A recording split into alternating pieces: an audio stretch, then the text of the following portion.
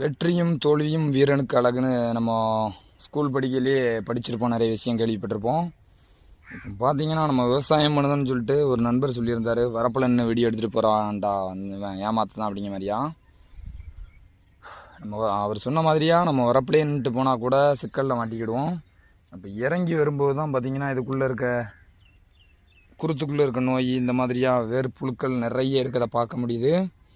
அவர் யதார்த்தமாக சொன்ன விஷயம் நம்ம உள்ளே இறங்கி பார்க்கும்போது தான் நிறைய கற்றுக்கிட முடியும். அப்போ வெளியே நின்று பார்த்தோம் அப்படின்னா எல்லாமே கொஞ்சம் பயம் கொடுக்கும்.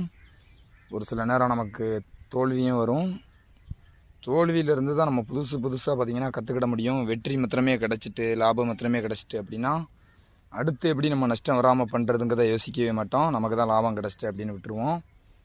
அப்போ உள்ளே இறங்கி பண்ணணும். இப்போ வாழைக்கு குழி தோண்டிக்கிட்டு இருக்கோம். கிட்டத்தட்ட 150 வாழையை தாண்டி தோண்டி வந்துட்டோம். 1 லிட்டர்